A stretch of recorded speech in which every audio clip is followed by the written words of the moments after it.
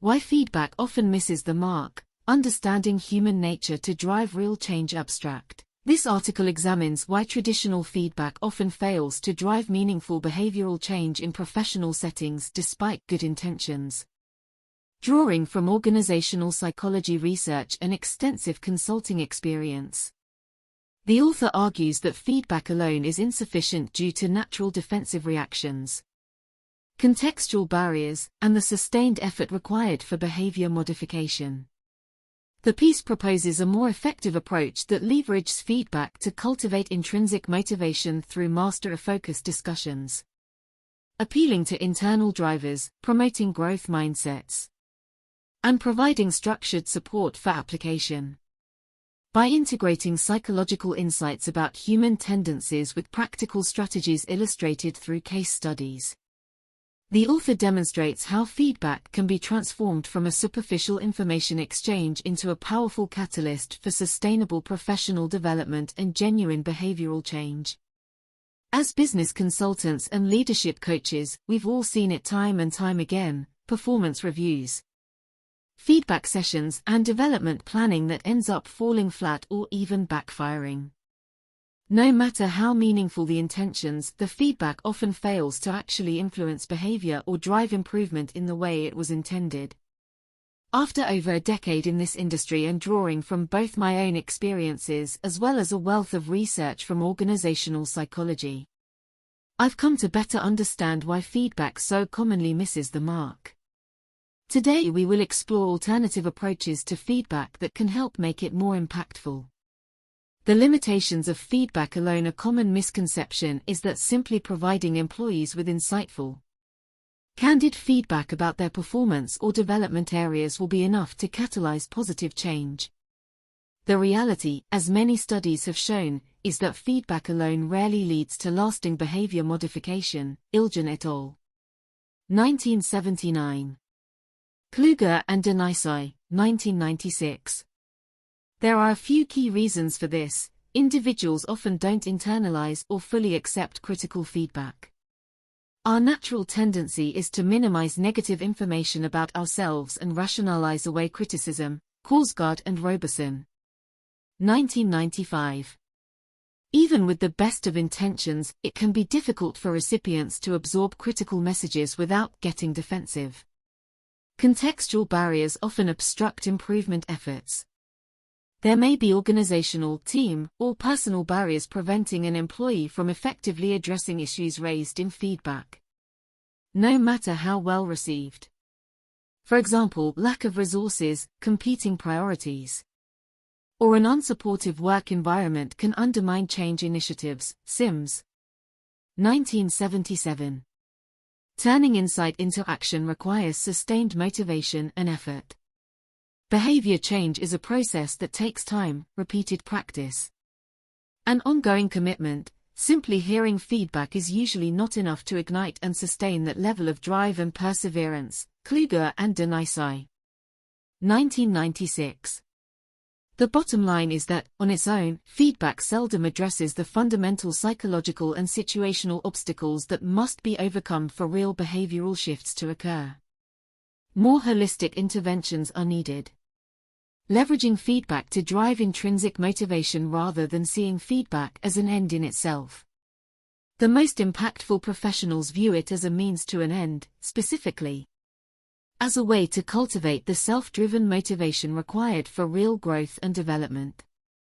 Decades of research in areas like organizational behavior, social psychology, and coaching have illuminated a number of effective strategies for doing so. Focus on mastery, not judgment, leading with an emphasis on learning and continuous improvement, rather than judgment and criticism, helps feedback retain its intended purpose of development rather than devolving into a punitive exercise. Kluger and Denisai, 1996. For example, framing discussions around clear standards of performance, skill-building next steps, and future aspirations keeps the lens on mastery over evaluation. Appeal to internal drivers, intrinsic motivators like autonomy, purpose, mastery, and contribution have far more lasting impact on behavior than external pressures. Pink, 2009. Strategies like collaborative goal setting, giving ownership over solutions, and aligning development to an employee's core values activate these types of self-driven forces for change. Model and cultivate growth mindsets. Research indicates individuals with fixed mindsets see ability as innate while those with growth mindsets see it as developable. Dweck. 2006. Leaders who convey their own journey of continuous learning and acknowledge feedback as an opportunity, not a condemnation, can influence a similar approach in others. Provide structure and support for application. Merely processing feedback intellectually is rarely sufficient for behavioral modification. Employees need practical guidance, resources and accountability mechanisms to operationalize new insights. Sims. 1977. Follow-up conversations to problem-solve barriers. Scaffold skill building and jointly track progress over time strengthen motivation and commitment. By reframing feedback as a leverage point for intrinsic drive rather than an end in itself, leaders can help guide truly transformational development journeys at both an individual and organizational level. But to maximize impact, a situational understanding of human factors is indispensable. Applying an understanding of human nature beyond specific strategies and models. I've found one of the most important factors in yielding impactful feedback is leaders developing a nuanced appreciation of inherent human tendencies and biases. With this type of situational awareness, guidance can be tailored appropriately. Recognize we are poor judges of ourselves. Overconfidence, biases and limited perspectives mean our self-assessments are often flawed. Kruger and Dunning. 1999. Seeking 360-degree input and cross-functional perspectives gives a more well-rounded portrait to inform discussions. Accept defensiveness as human, not personal. Defensiveness serves an important psychological need to maintain self-esteem. Getting past it requires patience. Understanding and reframing criticism constructively rather than punitively. Korsgaard and Robeson. 1995. No environmental factors must align. Long-term habits don't change in a vacuum. Feedback needs complementary adjustments to systems, resources and accountability mechanisms supporting new behaviors. Gully et al. 2002. Expect resistance, then commitment. Over time, behavior modification follows identifiable stages: resistance, uncertainty, experimentation, and finally commitment, with plateaus and regressions part of the process. Prochaska and Di Clementi. 1982. Gestures of support during transitions reinforce motivation. By tapping into fundamental insights about human behavior gleaned from research over decades, feedback providers can give guidance in a way that is pragmatic, empathetic and tailored appropriately to individual and situational nuances. This type of situated understanding builds the trust and resonance needed to leverage feedback into real and sustainable growth. Putting it into practice, 3 case examples to bring these concepts to life. Let me share a few real-world examples I've encountered in my work. A tech startup's account management team, during a performance review.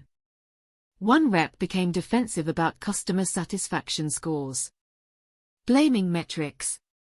Rather than arguing, the manager acknowledged it's hard data to hear yet emphasized their strong relationship building, an area they could leverage more through targeted client engagement.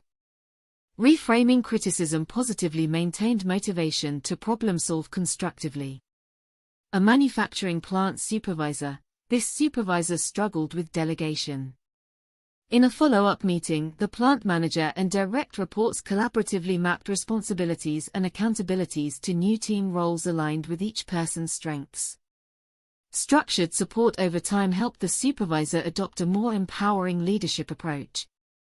An insurance CSR. This customer service rep had difficulty multitasking efficiently on phone calls. Together they segmented tasks into action steps with associated support, a detailed script, call flow diagram, shadowing experiences, etc. Breaking the goal into clear, Manageable pieces stabilized performance during the adjustment period. In each case, applying understanding of human psychology to the specific context helped individuals not just accept but truly internalize and apply feedback in a sustainable way. This is the type of impact that becomes possible with feedback that is as insightful as it is situational and empathetic.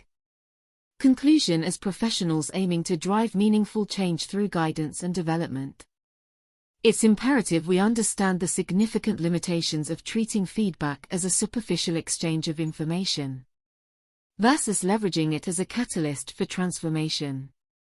Research across fields makes it clear that deeply entrenched behaviors don't shift through will or admonishment alone, they require addressing psychological needs, practical support structures, and an appreciation of innate human tendencies throughout the adjustment process.